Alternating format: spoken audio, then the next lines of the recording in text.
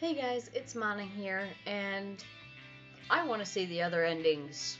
So we're just gonna start with Slavia. A pretty Slavic face, long braids that looked like 2 armfuls of fresh hay, and blue eyes you could drown in. Hi, you must have just arrived. We're gonna reply. Yeah. Alright then, welcome. She smiled broadly. To be really honest, we'll go fetch them together, Olga Dmitrievna. We're gonna go with her, if you don't mind. Okay, so, in order to get the Slavia ending, you have to lose this tournament. And we want to go to the bus stop.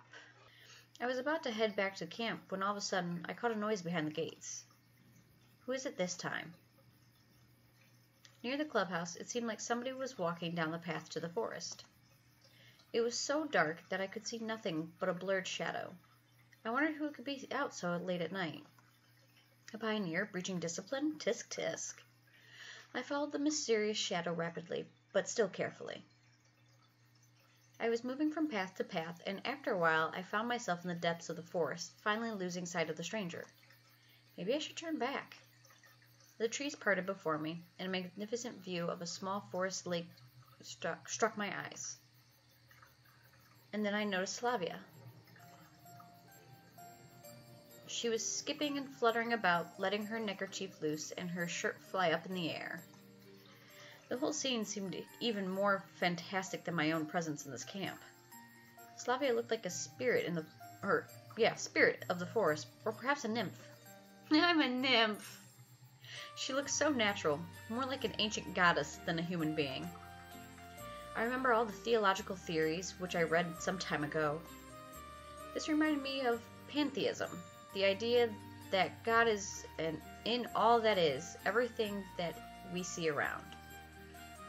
What if it were not the aliens or a time warp, but divine providence that brought me here? Indeed, Slavya mentioned that she loves nature, so it turns out that even she is an enigma, isn't she? Slavya went into the water. I was ashamed, but I just couldn't take my eyes off her. Silvery moonlight reflected off her wet skin, making Slavya look like an ancient Greek statue, and we don't get to see any of it. How depressing. The Venus de Milo, maybe. This scene was so fabulous that there was no room for carnal lust, only sublime admiration of true beauty. I was simply admiring the perfection of Slavya's form and forgetting everything else. Maybe this isn't hell, but heaven. A bridge treacherously snapped under my foot. Slavya turned around, but there was no way to recognize me in the darkness of the night. Or, at least so it seemed. She rapidly rushed out of the lake, put on her clothes in a hurry, and vanished from sight into the forest. I quietly went after her. Slavya was quietly trailing among the trees, choosing the easiest paths and gracefully avoiding sheared trees, pits, and snags. Excuse me, I keep hiccuping. It was a hard job to keep pace with her. Moreover, I definitely didn't want to be caught. Firstly, peeping is just no good. And secondly, in fact, it still remains to be seen what she was doing here. Although it somehow seemed to be innocent enough, it didn't seem to have anything to do with my presence in this world. It was just innocent. It was nothing worth spying on. At last we came out at the square. Slavya stopped and turned around to face me. Did you think I didn't notice you? I was a bit confused, but I put on a mask of visible calmness. How long ago? I'm not sure. Slavya came closer. 5 minutes ago, maybe? So, even there at the lake. What lake are you talking about? Well, Slavya seemed to be sincerely surprised, so I simply couldn't figure out whether she was pretending that nothing has happened, or... Well, never mind. I made up my mind to behave like a gentleman, as gentlemanly as was possible in these circumstances, and said nothing. All right. Unexpectedly easily, she agreed. What a beautiful night. Slavya took a seat on the bench and looked up at the sky. I guess such nights are common here. Well, probably. Why so uncertain? I don't know. I just got lost in thought. Thinking about what? She stared at me like she was looking for something on my face, but then went back to stargazing. Now and then, I fall into such a mood at night. During the day, I'm wrapped up into work with no time to relax, while at night, it's just so quiet here. If it wasn't for the crickets and the night birds, one would feel like being face to face with the universe. For some reason, I didn't think of Slavya as someone who would talk about such matters. As for me, it's even too quiet here. Is it? Yes, really. Anything wrong with that? Well, alright. She stood up quickly and fixed her skirt. It's time to go to bed. Good night. I watched her walk away. Our talk might have been about nothing, but seems to me it had some deep and secret meaning which could appear only here, only next to Slavya. Seems like, even in my situation, such moments of peace and serenity are absolutely necessary. They make me feel united with the universe. I'd even say vital, especially now. I wonder who that could be. Alright, this was not my decision. This is how we get the Slavya ending. Who cares? I'd better keep looking for answers. Whoever that is, what's the big deal? I have better things to do. I didn't want to sit through another long lecture, so I decided to accept one of the offers. Sometimes the answers in this world can be found in the most unexpected places. Or at least so I wanted to believe. So, should I choose for you? The leader's voice turned authoritative. I can do it myself, thank you. I mumbled as I left the cabin. I'd rather help Slavya. What a nice day, huh? Yeah, though it's a bit too hot. She shaded her eyes with her hand and looked up at the sky.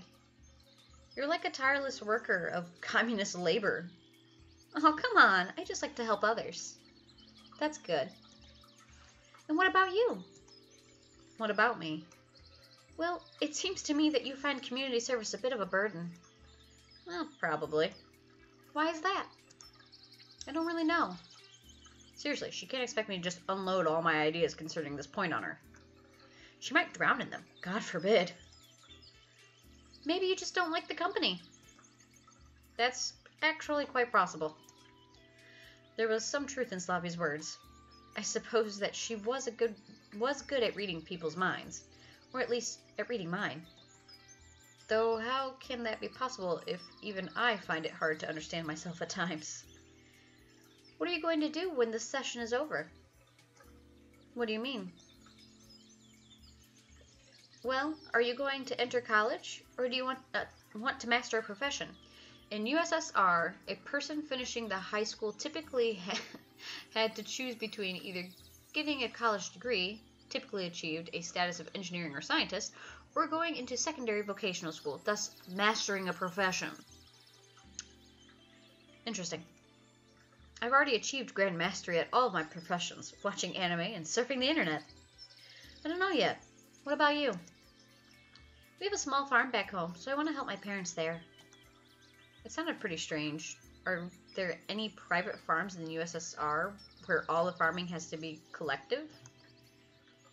But I decided not to go into details. And what are your parents doing? My parents were not a good subject for discussion.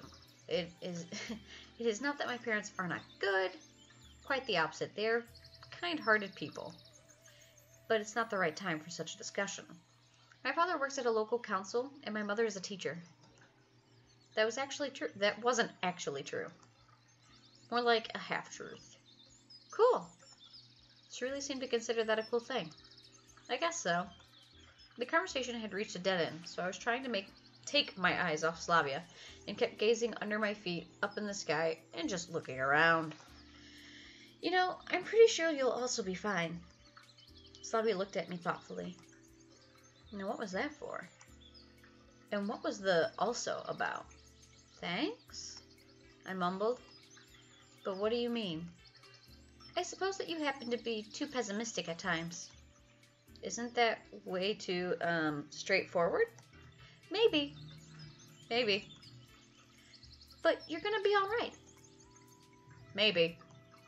After this conversation, I felt ill at ease.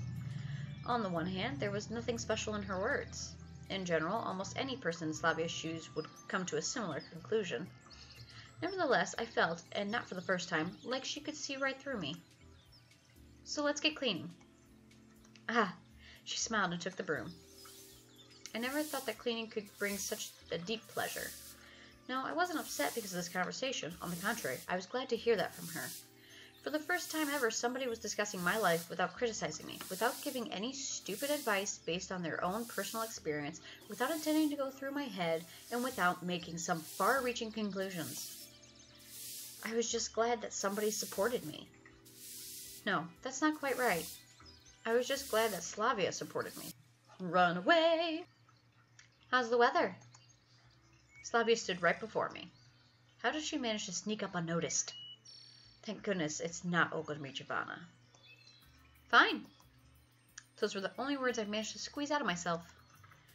I thought I'd find you here. Why? I'm not sure. It's just... She looked up at the sky. There are few people around here. Does Slavya really think I have some sort of social phobia? On second thought, she actually has a good reason to think so. And what are you doing here? Looking for you. She smiled again, but this time her smile looked a bit different. A little friendlier, I guess. Me? Why? Can't you guess? I braced and prepared for a harsh lecture. I understand that you're guilty to a lesser degree than Yelena. Now the camp leader's assistant is defending me. Felt even more pathetic. Damn, get serious. We're not playing bad cop, good cop here. But if I grant you that, you aren't going to help her. You can at least help me. Saying that, Slavya looked up at the sky yet again. I wonder what she's looking for up there. And what do I need to do? We have to reorganize the books at the library. It's way better than disciplinary enslavement together with Yelena. And anyway, it was an offer I couldn't refuse. I'm all at your service, mademoiselle, or madame. She laughed. Then follow me, monsieur. In a couple of minutes, we were in the library. All the way I kept looking around in fear of meeting Olga Dmitrievna. It looks like Slavya didn't notice my anxiety. And still, it's quite odd that she hasn't scolded me. Well, if we are to continue our analogy, Slavya is definitely the good cop. When we went inside, gleaming sunlight streamed through the windows of the library, with a myriad of dust particles dancing in the beams. This is special library dust, with that distinctive smell that you can never confuse with anything else. These microscopic pieces of the moribund collected works of Marxism-Leninism classics. I don't know. That's interesting. Does the dust near the fiction shelf smell similar to the dust near the books on the physics and chemistry? You start with those rows. Slavya pointed at the bookshelf near Lenin's sculpted head. Lenin's sculpted head. Oh, that thingy. I always point with my finger. That thingy. Boop. Okay, but what exactly do I have to do? Just remove the books from the shelves and put them on the floor. We'll dust them and then we'll put them back. By looking at all the dust, reading is hardly a pioneer's favorite activity. Any idea where Zanea may be? Don't know. She probably went somewhere. Strange. It appears that there are just two places in the world where one can meet Zanea, the library and the canteen. I got into gear. I guess I never handled so many books in at one time in my entire life. Anyway, I'm much more used to reading from a computer screen or a tablet. Firstly, there is no need to pay for electronic books, and secondly, you cannot find everything in printed form. How's it going? Asked Slavya, standing behind the bookshelves. It's okay. It's going little by little. Have you read anything about that? About what? Well, about communism. Nah, I'm kind of more into historical books. And adventures. Me too. Well, historical literature wasn't exactly my favorite, but the class struggle under socialism was no match for it. Hey, don't hold a grudge against Yelena. I don't. Indeed, I felt that my ego had mostly recovered from the incident at the canteen. Besides, I managed to cleanse myself of the lunch leftovers in a forest lake. It's not like she's doing all that out of spite. Out of spite or not, one should think through one's own actions. Whatever. I kept moving around dozens of books written by people totally unknown to me. I'm gonna forget who they are in a minute, and I'll never get to know what they were writing about. That is a doom of many writers, to become a forsaken set of letters in a hardcover on a bookshelf in the library of a non-existent pioneer camp's reality. Have you finished? Yeah, I think so. Me too.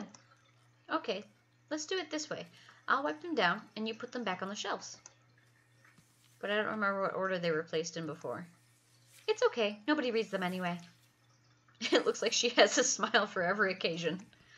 A couple of times I've noticed the slight differences, shades of emotions in that smile. Joy, happiness, sadness. But these shades were so evanescent, I wasn't really sure that I'm not imagining things.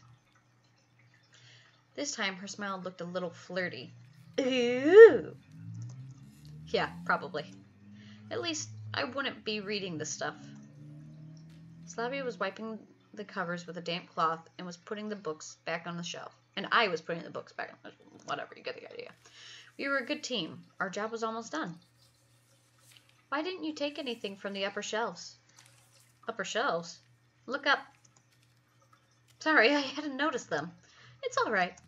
Wait a moment. I'll bring the chair. Even with my rather considerable stature, I wouldn't be able to get them. I stood on the chair and proceeded to remove the books from the shelves and pass them to Slavya. After a while, there were only about a dozen books left at the farthest end of the shelf. It looked to me like it wouldn't be hard to reach that far. I had always been the type to take a larger bite rather than biting twice. And taking that bite without moving the chair under me became a fatal error. Ow. Ooh. Opening my eyes, I found myself on top of Slavya. Oops. Are you alive? I got the fright of my life. Even if I'm only 17 now, falling off a chair onto a girl is something else. I'm fine. Her face was only an inch away from mine. Anything broken? I don't think so. You'd make a rather bad stuntman. She laughed. You bet. I looked into her eyes. Just looked. I wasn't sure what I should say, and Slavya either hesitated too or just let me take the lead. At this rate, something might happen. Her lips were so close to mine. A natural desire started to wake in my body, but was it right? I had the urge to stand up, but was unable to do so. Slavya was just lying in silence and looking at me straight in the eyes. All of a sudden, I noticed the bell ringing at the edge of my hearing. It's dinner time. Yeah. Shall we go? Or shall we lie here some more? She smiled again, and this time her smile seemed foxy to me, as if she was hinting at something. Let's go. I didn't move an inch. Well, if we're going to go, you need to get up first. Obviously. It felt like some invisible force was holding me in place. Slavya seemed to recognize that and carefully slipped out from under me. Are you going to stay there? She laughed. At that point, I finally came to my senses and stood up. I'm sorry. That's okay. But we haven't finished it all. We'll have to clean up the rest later. Excuse me. Yeah, sure. I stayed silent all the way to the canteen. Slavya rambled on about her life in the camp, but given that it was indeed a monologue, I wasn't paying much attention. Coming to the canteen, I saw Logan and Mitrivana on the porch. Don't you have some explaining to do, young man? Now I remember what it was I had forgotten. Nope. How was your cleaning duty? Yeah, good enough. That's not what Yelena told me. That was all her fault. And what did I tell you? I ordered you to clean it up together. And what were you doing? I didn't know what to say, as deep down I knew that she's right. Don't blame him. Simon was helping me at the library. Oh, really? Yeah. Well, that's all great and stuff, but to cut a long story short, you won't get dinner tonight. How is that? Why? I protested. However, my protest looked more like a demand for a refill at a prison mess hall. Bold and daring, but still stupid and counterproductive. Hopefully that will teach you a lesson. At that instant, Olga Dmitrievna looked more like an ancient Roman legionnaire commander than a tiny pioneer camp leader. I had no idea how to oppose her. Forgive him, and hold me responsible. The camp leader took her time to think it over. All right, if you say so. Thanks. Thanks. We hurried inside. Well, I'm going to join the girls. We had a prior arrangement.